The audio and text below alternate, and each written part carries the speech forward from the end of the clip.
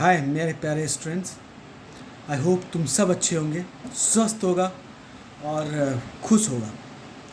चलो आज हम लोग एक अच्छे टॉपिक को डील करते हैं, वो है एलिमिनेशन E1 इन E2 रिएक्शन। उसको डिटेल में पढ़ते हैं कि आखिर वो E1 E2 होता कैसे है। हमने ये सारे चीज़ को लिख लिया है ताकि टाइम से वो कम टाइम में तुम्हें मैक्सिमम चीज़ समझा सकें। ओके चलो तो ये देखो क्या है कि सिंपली एलिमिनेशन का क्या मतलब होता है। एलिमिनेशन का मतलब होता है दो सिग्मा बॉन्ड टूटेगा और एक पाई बॉन्ड बनेगा, तो सिंपल क्या होता है, एलिमिनेशन होता है। ठीक है, अब उस एलिमिनेशन को यदि मैं ये बोलूँ कि होते कितने टाइप्स के हैं, 1 alpha eliminations, beta eliminations and gamma eliminations. Clear. देखो अल्फा एलिमिनेशन क्या होगा, जब अल्फा पोजीशन से एक्स और वाई दोनों हटेगा तो उससे क्या होता है, लॉस्ट फ्रॉम सेम कार्बन, तो तुम्हारे क्या बनेंगे, कार्बीन्स बनेंगे, नाइट्रीन्स बनते हैं। अब पूछोगे सर हमें ये पढ़ना कहाँ होता है इस रिएक्शन को, तो मैं एक मेंस और नीट के वाले बच्चे के लिए बता दूं कि ये चीज़ तुम पढ़ोगे कार्बाइलेमीन रिएक्शन के मैकेनिज्म में या फिर रायमर-टैमन के मैकेनिज्म में, जहाँ पे तुम्हें कार्बीन्स या क्लोरीन्स बनाना होता है, क्लोरोकार्बीन्स बनाना होता है। तो इस दोनों में तुम पढ़ोगे इसका मैकेनिज्म में कि ये बनता है कार्बीन्स या नाइट्रीन्स। ठीक है, अदरवाइज अल्फा एलिमिनेशंस तुम बहुत ही कम पढ़ पाओगे। नेक्स्ट है बीटा एलिमिनेशंस में। बीटा एलिमिनेशन क्या होगा, अल्फा और बीटा पोजीशन से एक्स और वाई रिमूव होगा, डन। और गामा एलिमिनेशन, अल्फा और गामा पोजीशन से जब एलिमिनेशन होगा किसका, एक्स वाई मीन्स व्हाट, यदि तुम्हारा एक्स हेलोजेंस है तो वाई क्या होगा, हाइड्रोजन होगा। या फिर तुम ये समझ लो कि एक्स तुम्हारा हेलोजेंस है तो वाई क्या होगा, वाई तुम्हारा हाइड्रोजन्स होगा। क्लियर है ना। ठीक है, यदि एक्स हमारा क्या होगा, हेलोजन होगा, तो वाई क्या होगा, हाइड्रोजन होगा।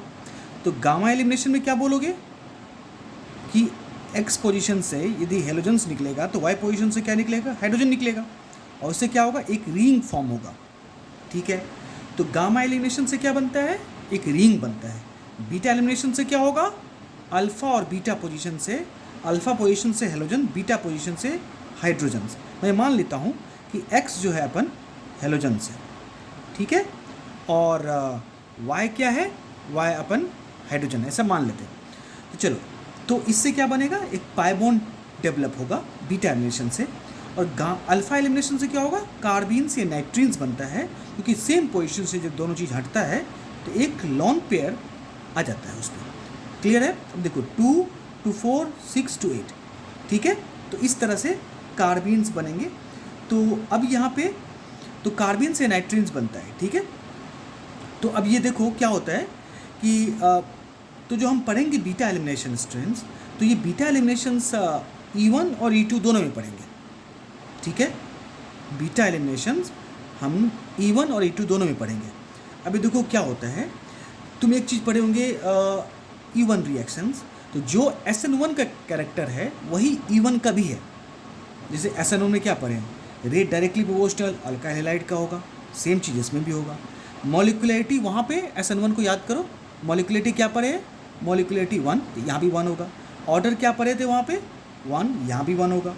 कार्बोकेटाइन फॉर्म होता है, ठीक है, SN1 का देख लो, यदि नहीं है तो इस SN1 जाओ रीम पे और डालो SN1, वहाँ से तुम SN1 अच्छे से देख लो।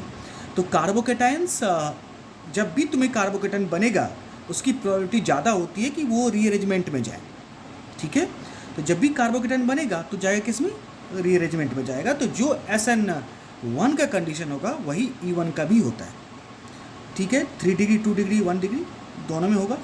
अब चलो, तो होता क्या है डियर कि फर्स्ट स्टेप RDS का होता है, रेट डिटरमाइनिंग स्टेप।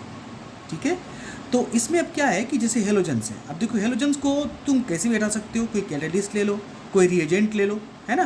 तो किसी रिएजेंट से क्या किया, हेलोजन को हटा दिया। फॉर एग्जांपल मैंने लिया, फॉर एग्जांपल KOH ले लो, KOH। ठीक है, तो बहुत सारे ऐसे हैं जिसे तुम हटा सकते हो। तो हेलोजन हट गया किसी रिएजेंट से, किसी कैटालिस्ट से। अब यहाँ पे क्या बन गया, कोई कार्बोकेटाइन डेवलप हो जाएगा। ठीक है, तो जब कार्बोकेटाइन डेवलप होगा यहाँ पे, अब क्या होगा, एक कार्बोकेटाइन यहाँ पे डेवलप होने के बाद सेकेंड स्टेप फास्ट स्टेप होगा, क्योंकि तुम जानते हो जब कोई भी इस तरह से फॉर्म होता है तो वो काफ़ी रिएक्टिव हो जाता है।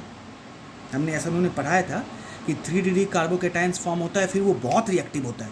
वैसे 3D कार्बोकेटाइन काफ़ी स्टेबल होता है, but stable in terms of what, वो स्टेबल होना चाहता है ना। तो यहाँ पे केटाइंस चाहता है बहुत जल्दी स्टेबल हो जाए, इसलिए सेकेंड स्टेप क्या होगा, फास्ट स्टेप होता है। ठीक है, तो सेकेंड स्टेप में क्या होगा, कोई भी बेस, यूजली वीक बेस लेते हैं, बट कोई भी बेस यहाँ अटैक करके हाइड्रोजन को अपने साथ लेके भाग जाएगा और डबल बॉन्ड बन जाएगा। ठीक है, फीलिंग आ रही है, फीलिंग दिखाओ इधर, अपना फीलिंग निकालो। चलो, तो डबल बॉन्ड बन गया, तो ये कॉन्सेप्ट याद रखो। अब अगला पॉइंट ये आता है कि सर रूम टेम्परेचर पे क्या होता है। देखो, रूम टेम्परेचर पे वो SN1 प्रोडक्ट फॉर्म होगा। ठीक है, मेरा नेक्स्ट वीडियो है, तुम्हें उस पर मिलेगा कि कैसे समझ सकते हो कि कौन सा रिएक्शन SN1 में जाएगा और कौन सा E1 में जाएगा। उसमें रिएक्शन के साथ काफ़ी एग्जाम्पल से हमने बताया। तो जो रूम टेम्परेचर पे होगा वो SN1 प्रोडक्ट फॉर्म होगा, जनरली ऐसा होता है, और जो हाई टेम्परेचर होगा वो E1 प्रोडक्ट होगा। वैसे SN1 और E1 रिएजेंट के बेसिस पे भी और सबस्ट्रेट के बेसिस पे भी डिसाइड कर सकते हैं। सेट-जीप रूल हमेशा अप्लाई कर सकते हैं, क्योंकि सेट-जीप रूल E1 में आपका मेजर प्रोडक्ट होगा। ठीक है, अब देखो मैं तुम्हें एक एग्जांपल दिखाता हूँ।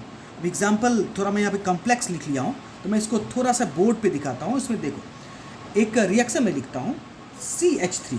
ठीक है, CH3, अब यहाँ पे CH2Br। अब देखो हमने क्या किया, यहाँ पे एक इथेनॉल ले लिया। ठीक है, अब इथेनॉल ले लिया और चाहो तो तुम हीट भी ले लो। तो जैसे इथेनॉल लिया तो ये क्या होगा, Br यहाँ से टूट जाएगा, इलेक्ट्रॉन लेके भाग जाएगा और ये बन जाएगा CH3, CH3। ठीक है, और यहाँ पे CH2 कैटायंस। अब देख लो, कैटायन फॉर्म हो गया। अब ये कितने डिग्री कैटायंस है, 1 डिग्री। कभी स्टेबल होगा नहीं ना, तो ये मिथाइल शिफ्ट हो गया एज ए मिथाइड। CH3 नेगेटिव बन के यहाँ पे शिफ्ट हो जाएगा, उसे हम लोग क्या कहते हैं, मिथाइड कहते हैं। तो मिथाइड शिफ्ट हो जाएगा यहाँ पे। अब यहाँ पे शिफ्ट होगा तो यहाँ पे क्या आएगा, कैटायन जनरेट हो जाएगा। मेरी बात समझ में आ रही है। तो यहाँ पे क्या होगा, CH3 कैटायंस, CH2CH3। ठीक है, अब तुम्हारे पास दो केस है यहाँ पे। एक केस ये है कि डबल बॉन्ड यहाँ बन सकता है, सेकेंड केस डबल बॉन्ड यहाँ बन सकता है ना। तो मैं दोनों केस लिखता हूँ यहाँ पे। ये देखो, एक क्या हो गया, CH2 double bond CH3 CH2। दूसरा केस क्या है, CH3 डबल बॉन्ड CH3। ठीक है, तो दोनों केस बन गए। अब इससे मेजर कौन सा होगा, चेक कर लो। Number of alpha hydrogens 3, 3, 6, 6, 3, 9। तो इसमें 9 अल्फा हाइड्रोजन्स है। इसमें कितने हैं देख लो, 3 to 5। तो जिसमें ज़्यादा अल्फा हाइड्रोजन होंगे वो क्या होगा, ज़्यादा स्टेबल होगा। तो ये ज़्यादा स्टेबल है इसके कंपेरिजन में। समझ में आई बात। तो ये क्या बनेगा, ये मेजर बनेगा और ये क्या बनेगा, माइनर बनेगा। अब बोलोगे सर इसके अलावा भी तो एक प्रोडक्ट हो सकता है। हाँ, इसके अलावा भी एक प्रोडक्ट हो सकता है। वो क्या, अब वो देखो, ये दोनों समझ में आ गया कि ये एक बनेगा, एक ये बनेगा, और ये मेजर होगा, ये माइनर होगा। क्यों, क्योंकि इसके पास 9 अल्फा हाइड्रोजन्स है, इसके पास कितने हैं, 5 अल्फा हाइड्रोजन्स है। डन। अब इसका तीसरा प्रोडक्ट भी बनेगा, यानी वो भी माइनर ही होगा। ये देखो, अब यदि ये इथेनॉल C2H5O नेगेटिव और H+ बन के अलग हो जाए, जो कि हो सकता है एज बेस, ठीक है, एज ए न्यूक्लियोफाइल ऐसा हो सकता है। तो ये न्यूक्लियोफाइल क्या करेगा, यहाँ पे अटैक कर देगा। ठीक है, तो ये क्या बन जाएगा, CH3 CCH3 CH2 CH3 OC2H5। ठीक है, एक तुम्हारा यही बनेगा। लेकिन याद रखो, जिसमें 9 अल्फा हाइड्रोजन्स है वो सेट-जीप के अकॉर्डिंगली है। सेट-जीप क्या कहता है, more substituted alkene is the major product, और simply poorer becomes poorer, stronger becomes stronger. ये जिसमें ज़्यादा अल्फा हाइड्रोजन होगा, ये तुम्हें नहीं भी सेट-जीप रूल याद रहता है तो बस तुम एक चीज़ समझ लो कि कैसे निकालते हैं अल्फा हाइड्रोजन। तो अल्फा हाइड्रोजन जिसमें ज़्यादा होगा, सेट-जीप उसको फेवर करता है। तो अब वो सेट-जीप अकॉर्डिंगली 9 अल्फा हाइड्रोजन था, तो क्या था, वो मोर स्टेबल था। तो ये दोनों जो प्रोडक्ट है, एक ये, एक जिसमें 5 अल्फा हाइड्रोजन था, ठीक है, वो दोनों क्या होगा, माइनर प्रोडक्ट बनेगा। डन, आ गया समझ में। चलो अब मैं चलता हूँ इसको तो ये क्लियर हो गया। अब देखो इसका सेकेंड पार्ट पे चलते, एक और एग्जाम्पल है, वो एग्जाम्पल देखो। ये क्या है, एक हमने ये लिया और ये कंपाउंड लिया, ठीक है। अब इसको मैंने इथेनॉल और हीट कर दिया, तो जाहिर सी बात है हीट लिखा हुआ है तो इसे तुम E1 ही बोलोगे प्रोडक्ट, SN1 तो बोलोगे नहीं। वो भी वहाँ भी तुम हीट लिख सकते थे, पीछे वाले में जो हमने लिखा है ये क्वेश्चंस में तुम लिख सकते थे यहाँ पे हीट भी, ठीक है ना। अब देखो अगला पॉइंट क्या कहता है कि यदि ये क्वेश्चंस है तो इसको कैसे डील करोगे। अब देखो इथेनॉल है तो ये हेलोजन हटेगा, आयोडीन और केटायंस बन जाएगा। अभी केटायंस बनेगा तो इसकी कितनी प्रोबेबिलिटी है, इसके दो से तीन प्रोबेबिलिटी है। देखो ये केटायंस बना है ना, यहाँ पे केटायन बनेगा, तो अब मैं बोर्ड पे लिखता हूँ इसको। ये देखो ये कंपाउंड बन जाएगा CH3 केटायंस, ठीक है। अब यहाँ पे देखो क्या है कि अब ये केटायंस है तो ये अल्फा हाइड्रोजन्स हो गया, यहाँ भी हाइड्रोजन्स है, यहाँ भी हाइड्रोजन्स है। इसके कितने केस हो सकते हैं, एक तो ये होगा कि डबल बॉन्ड यहाँ बन जाएगा, यानी ये देखो एक यहाँ बन गया। सेकेंड केस डबल बॉन्ड यहाँ बन सकता है, दोनों एक ही हुआ। और एक तो तुम्हारा यहाँ डबल बॉन्ड बन सकता है इस जगह पे, तो मैं यहाँ लिख देता हूँ, ठीक है। तो देखो यहाँ पे डबल बॉन्ड बन जाएगा, क्लियर है। अब फिर अगेन फाइंड करो अल्फा हाइड्रोजन्स। देखो यहाँ पे कितने हैं, 3, और देखो इस कार्बन जहाँ पे तुम ब्रैकेट डालते हो उसके जस्ट नेक्स्ट कार्बन पे जो हाइड्रोजन होते हैं वो अल्फा हाइड्रोजन में काउंट हो जाएंगे। 3 and 2 5, 3 to 5, 5 to 7, 7 alpha hydrogen. यहाँ भी सेम चीज़ होगा, 7 है, दोनों एक ही है। यहाँ पे चेक करो 2 to 4, बताओ ज़्यादा स्टेबल कौन सा हुआ, बताओ। ये ज़्यादा स्टेबल हो गया, ZgPCU कहते हैं ना, तो जिसमें ज़्यादा हाइड्रोजन होंगे वो क्या होगा, ज़्यादा स्टेबल होगा। तो आई होप तुम्हें E1 समझ में आ गया, ठीक है। अब चलते हैं हम लोग E2 पे।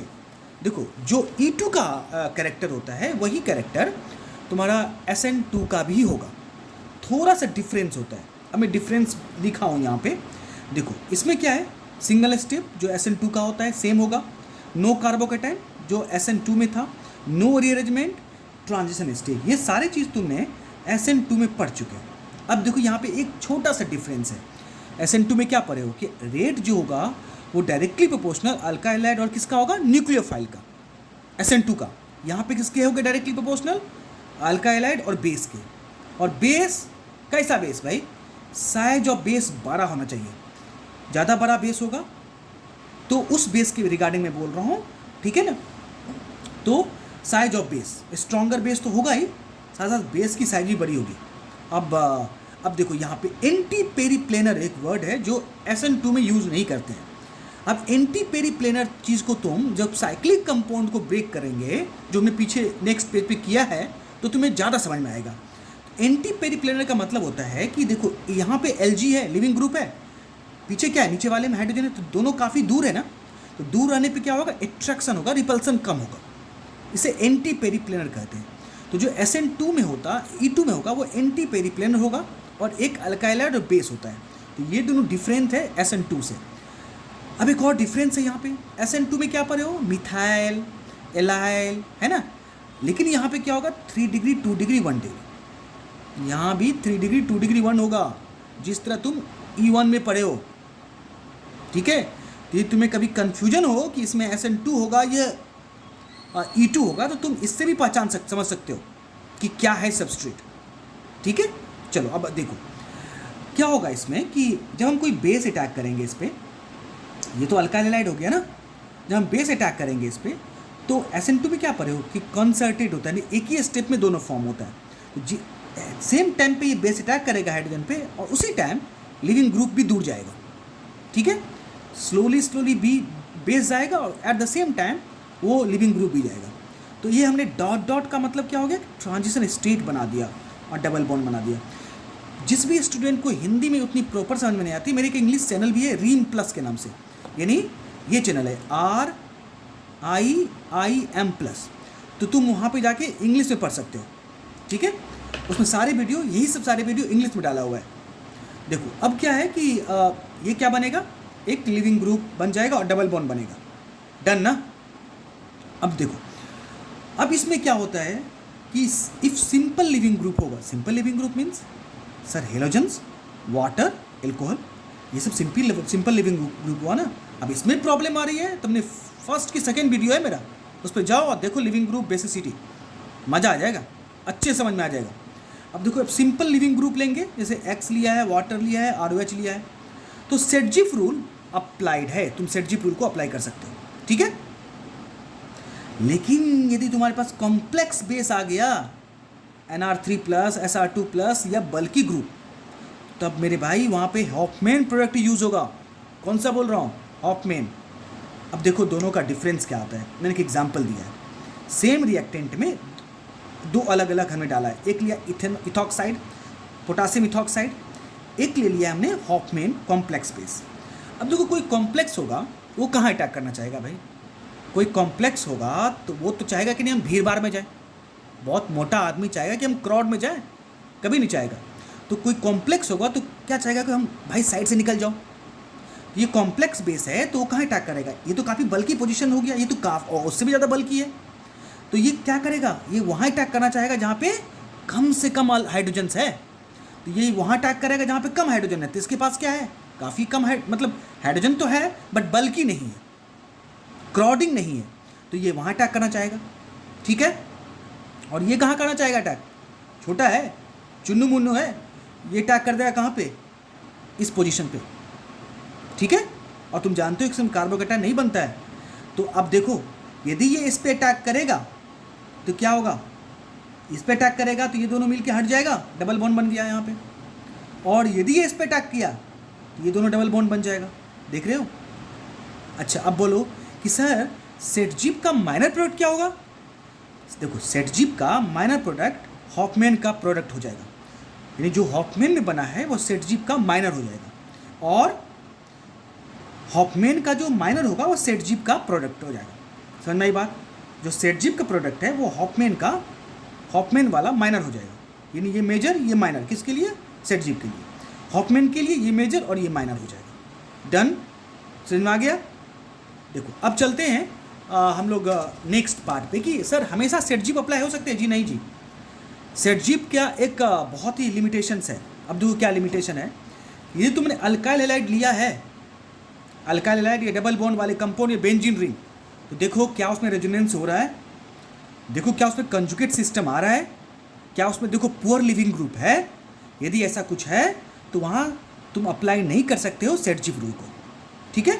अब देखो जैसे हमने कंपाउंड लिया है Br और इस तरह कंपाउंड लिया है। अब यहाँ पे क्या किया है हमने? इथॉक्साइड ले लिया, ठीक है। अब देखो इथॉक्साइड लिया तो ऑब्वियसली यहाँ से Br हटेगा और हमने डबल बॉन्ड यहाँ बना दिया, ठीक है। और हमने एक प्रोडक्ट यही बनाया, क्योंकि जब Br हटेगा तो यहाँ ही बन सकता है ना डबल बॉन्ड, ठीक है। एक तो यहाँ बन सकता है, एक यहाँ बन सकता है, दोनों केस हो सकते हैं ना, क्योंकि यहाँ भी हाइड्रोजन्स है भाई और यहाँ भी हाइड्रोजन्स है। तो एक ये बन गया और एक ये बन गया। लेकिन अकॉर्डिंग टू सेटजिप चेक करो, ये देखो कितने अल्फा हाइड्रोजन्स है? 3, 3, 6, 2, 8, यानी यहाँ पे 8 अल्फा हाइड्रोजन्स है। और यहाँ पे चेक करो 1, सिर्फ 1 अल्फा हाइड्रोजन है। तो अकॉर्डिंग टू सेटजिप ये मेजर तो कभी नहीं हो सकता है। तो ये मेजर क्यों हुआ? क्योंकि रेजोनेंस है। बेंजीन देखो यहाँ पे क्या है? Double bond, single bond, double bond, एक तरह से कंजुगेट रेजोनेंस हो गया ना। जो कंजुगेट डबल बॉन्ड्स होगा तो उसकी स्टेबिलिटी ड्यू टू रेजोनेंस ज़्यादा होती है, ठीक है ना। चलो एक अगला पॉइंट देख लो कि हमने ले लिया एक अलग अल्काइल हैलाइड लिया है, तो जो हमने ये कंपाउंड लिया है तो इसको भी देखो कि एक डबल बॉन्ड तो यहाँ ही बन सकता है, एक यहाँ ही बन सकता है, जो कि हमने बना दिया। जब यहाँ डबल बॉन्ड बनेगा तो ये प्रोडक्ट बनेगा, और यदि यहाँ बनेगा तो ये बनेगा। मेजर कौन सा होगा? ये। क्यों? ऐसा क्यों होगा? Double bond, single bond, double bond, conjugate system आएगा। और कंजुगेट मतलब रेजोनेंस, जब भी रेजोनेंस आएगा तो वो ज़्यादा स्टेबल होगा as compared to Hofmann product, okay, as compared to Saytzeff product. Clear? अब एक और देखो, अल्काइल फ्लोराइड है तो वो भी आपका सेटजिप के अगेंस्ट जाएगा, क्योंकि फ्लोरीन ही बहुत ही पुअर लिविंग ग्रुप होता है, इतना आसानी से भागने वाला नहीं है, ठीक है। तो याद रख लो जब फ्लोरीन होगा तो तब उसको भी तुम सेटजिप के अकॉर्डिंगली नहीं लेके जाओगे।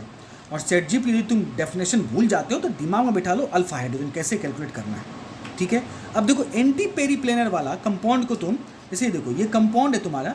अब इस कंपाउंड का हमारे पास ये हाइड्रोजन है यहाँ पे, इसको तुम मान लो ये तुम्हारा इस तरह प्रोडक्ट है, H है, और ये तुम्हारा डैश है ना, ये ब्रोमीन है और ये वेज है, ये डैश है। अब यहाँ पे मैं क्या करता हूँ कि यहाँ पे मैं इसको वेज बना देता हूँ CH3। अब बताओ क्या ब्रोमीन कैसे हटेगा? देखो अब ये वेज है तो ये क्या होगा, इसका डैश होगा, जो भी होगा। ये डैश है तो ये क्या होगा, ये वेज होगा। मेरी बात समझ में आ रही है? ये वेज, ये आपका वेज है तो ये क्या होगा, डैश होगा। ठीक है, अब देखो एंटी पेरिप्लेनर का स्ट्रक्चर को रिमूव कैसे करोगे। अब देखो डियर, यदि तुमने ये डैश पे है तो ये हाइड्रोजन वेज पे है, दोनों एक दूसरे के अपोजिट होगा ना, दोनों अलग अलग होगा। जैसे ये देखो, ये किस पे है, ये एक प्लेन में होगा तो ये एक दूसरा प्लेन में होगा। यदि इस प्लेन में है तो ये दूसरा प्लेन में होगा। ठीक है, तो दोनों अलग अलग प्लेन में होगा, तो ये दोनों अलग अलग प्लेन में होगा तो क्या होगा, ये ब्रेक हो जाएगा। अब तुम ऐसा नहीं कर सकते हो कि यहाँ से Br और यहाँ से हाइड्रोजन हटा दोगे, ना, गलत हो जाएगा। ठीक है ना, ऐसा बिल्कुल नहीं कर सकते। तो इसलिए इसे कहते हैं एंटी पेरिप्लेनर, क्योंकि ये रिपल्सन कम होगा, जल्दी टूट जाएगा, क्राउडिंग कम होगा और जल्दी टूटेगा। ठीक है, तो इस तरह से एक जो है अपोजिट ब्रेक होता है जब भी एरोमेटिक कंपाउंड, जब भी साइक्लिक होगा। ध्यान रखना कि वो अपोजिट वेज एंड डैश वाले से कैसे ब्रेक होता है। और ये उसे हम लोग हॉफमैन अल्केन, वो हमेशा क्या प्रोडक्ट बनेगा, हॉफमैन अल्केन देगा, हॉफमैन अल्कीन प्रोडक्ट देगा। इसको याद रख लो। E2 यदि एरोमेटिक है, ये साइक्लिक है, तो क्या देगा, एक एंटी पेरिप्लेनर होगा, अपोजिट से टूटेगा, साथ साथ हॉफमैन अल्कीन देगा वो। ठीक है, तो ये हमारा E1 और E2 था। मुझे बिलीव है तुम्हें समझ में आ गया होगा। फिर भी कोई प्रॉब्लम है तो तुम बहुत सिंपली जाओ मेरे मेल सेक्शन पे, और वहाँ पे क्वेश्चन जो भी तुम्हें प्रॉब्लम है, जिस भी मॉड्यूल से प्रॉब्लम है, जिस भी बुक से प्रॉब्लम है, तुम क्वेश्चन सेंड करो और मैं ज़रूर उस क्वेश्चन को देखूंगा, और लगेगा अच्छा क्वेश्चन है तुम्हें वैसे अप्लाई व्हाट्सअप कर देंगे या तुम्हें बता देंगे। नहीं लगेगा कि नहीं सबको बताना चाहिए, तो मैं नेक्स्ट वीडियो लेक्चर में उसको ज़रूर डिस्कस करूँगा। ठीक है, चलो, thank you so much, have a nice day, thank you dear.